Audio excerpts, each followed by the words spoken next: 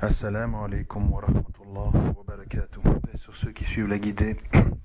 Aujourd'hui, sujet délicat, très important, qui est un véritable fléau dans la communauté musulmane, très souvent négligé ou traité avec moquerie et désinvolture. Il s'agit du monde de l'invisible. Pour rappel, tout musulman qui dit ne pas croire au monde de l'invisible est un mécréant. Donc, je pense que ça vaut la peine de prendre ça au sérieux. Alors, beaucoup de musulmans ne comprennent pas que pourquoi, à partir du moment où ils se sont repentis, où ils sont revenus à Din, où ils se sont convertis, etc., ils ont commencé à avoir des problèmes dans leur vie. C'est-à-dire des problèmes familiaux, des problèmes personnels, des problèmes parfois mentaux, moraux, la dépression, etc., etc. Et pourtant, l'explication que je vais vous donner est assez simple à comprendre et permettra à tout le monde de réaliser ce qui arrive.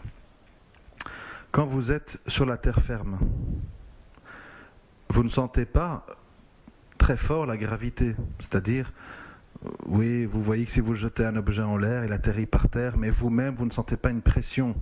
Cette pression se passe petit à petit. C'est pour ça que tous les corps, par exemple les corps graisseux, etc., ont tendance à aller vers le bas parce qu'il y a la gravité qui tire toute masse vers le bas. Mais quand on marche sur le sol, on le sent très peu. On ne le sent pas fort. Il faut vraiment faire un saut ou se mettre en hauteur pour réaliser en fait cette force gravitationnelle. Par contre, si demain je vous monte avec une grue à 50 mètres de hauteur et que je vous lâche, ou dans un parc d'attractions, là vous allez sentir déjà un peu plus fort la gravité, la vitesse et l'impression de tomber dans le vide. Et donc imaginez-vous qu'est-ce qui se passe quand on vous amène à 100 mètres, 200 mètres, 300 mètres, 1000 mètres, 10 000 mètres. À ce moment-là, et bien entendu, avec la vitesse, vous allez la sentir tellement fort qu'à mon avis, à un moment donné, vous allez même vous évanouir par rapport à la prise de vitesse que vous avez. Et donc, ceci vous explique pourquoi les musulmans sont les créatures qui réalisent et ressentent cette pression.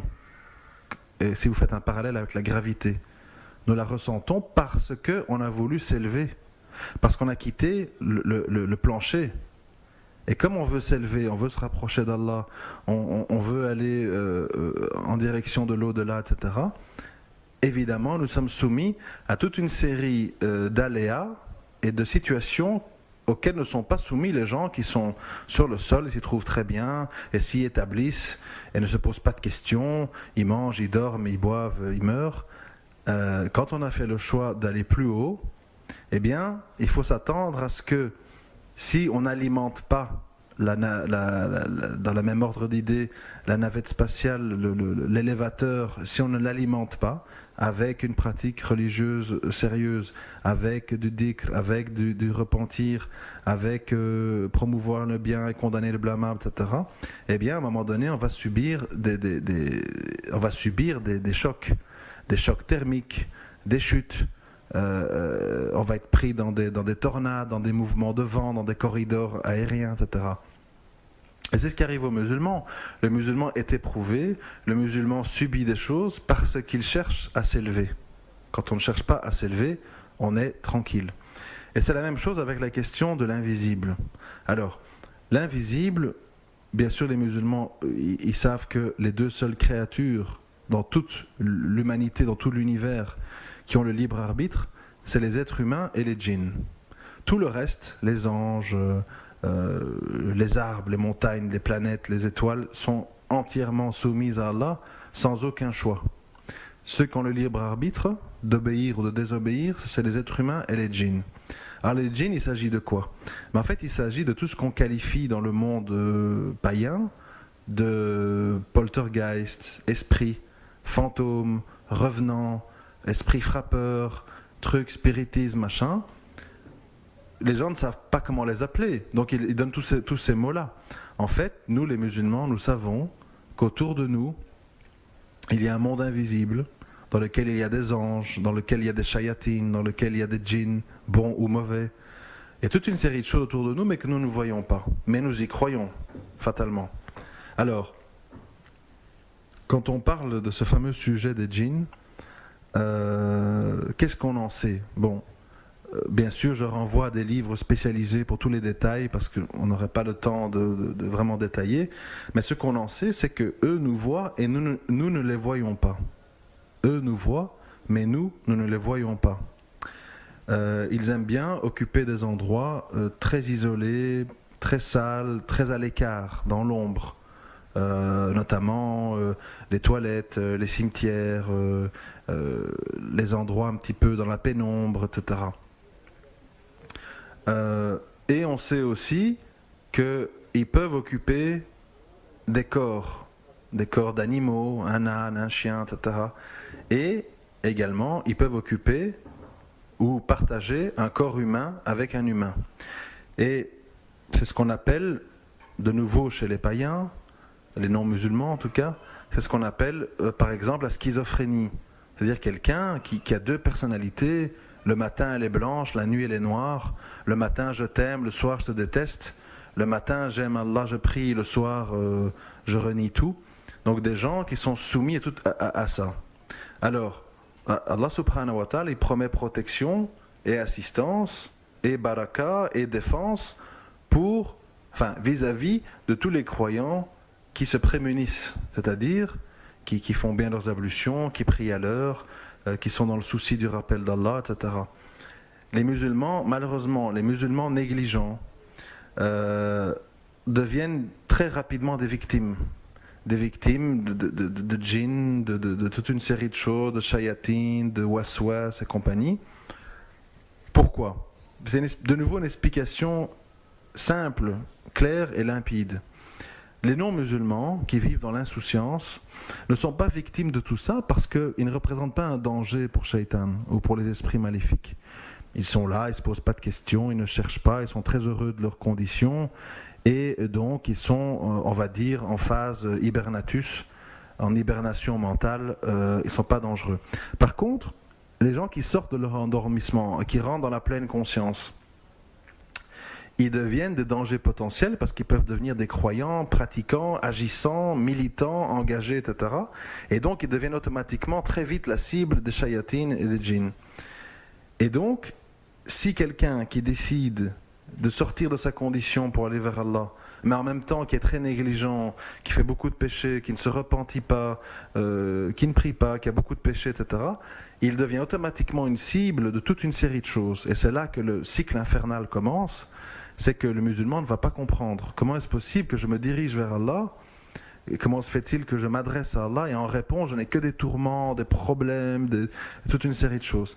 Bien, la solution, il ne faut pas la chercher bien loin, elle est dans un retour sincère vers Allah et une pratique sérieuse et rigoureuse de sa religion. Parce que sinon, à la limite, je sais que c'est un petit peu choquant ce que je vais dire, mais à la limite, on est presque mieux d'être dans la mécréance et dans l'insouciance si on ne veut pas être perturbé. Autrement dit, quand on fait le pas d'aller vers Allah, quand on a le désir d'aller vers Allah, fi sabilillah, il faut savoir ce qu'on fait. Parce que si on ne le fait pas sérieusement, si on ne le fait pas en suivant certaines règles, si on ne le fait pas en correspondance avec la sunna du prophète sallallahu alayhi wa sallam, on risque de devenir, en gros, d'avoir plus d'inconvénients que de n'avoir rien fait. Donc attention aux gens qui veulent faire les choses à moitié, la demi-mesure. La demi-mesure en tout est dommageable dans la vie, dans les affaires, en amour, dans la relation avec Allah. La demi-mesure est pire que tout. C'est pire que tout. Ça peut paraître extrême, mais qu'on le veuille ou non dans la vie, si on veut être performant, si on veut être parmi les vainqueurs, si on veut avoir un impact, si on veut avoir un rôle positif et agissant dans ce qu'on fait, il faut viser l'excellence. Si vous visez le milieu, si vous faites le strict nécessaire, le minimum, vous serez dans le néant, dans la masse inerte, parmi des milliers d'athlètes qui courent le 100 mètres, vous ferez partie du 45 millième qui court en 10-40 et vous ne courrez jamais en dessous de 10 secondes. Vous serez dans une masse anonyme des coureurs amateurs qui n'arrivent pas à percer. Donc toujours, quand on a un objectif en amour vis-à-vis d'Allah, etc., il faut fixer la barre haut. il faut viser l'excellence et il faut se donner les moyens de ses ambitions. Si on vise petit, si on n'a pas les convictions de ce qu'on veut faire, on risque d'y perdre plus que d'y gagner. C'est pour ça que je dis toujours aux gens, quand on me parle de revenir à Din, de se convertir, je dis attention, réfléchissez bien, informez-vous sur ce qu'est l'islam, ce que ça implique, les sacrifices, les changements que vous allez devoir faire dans votre vie par rapport à toutes les séries de mauvaises habitudes que vous avez. Exemple, j'en ai parlé récemment avec des gens qui voulaient venir à l'islam. La musique. Est-ce que vous écoutez beaucoup de musique chez vous? Les images, les photos que vous avez à vos murs, la lecture du Coran, les lectures à voix haute de la parole d'Allah, la prière, la présence d'animaux dans le foyer, chiens, etc. Il y a toute une série de choses dont il faut tenir compte afin de ne pas devenir des véritables passoires face aux attaques des shayatines et des djinns, parce que c'est une réalité. Et tous les gens qui prennent ça en ricanerie, qui n'en tiennent pas compte, qui font semblant que c'est quelque chose qui est de l'ordre du folklore, risquent de s'en repentir.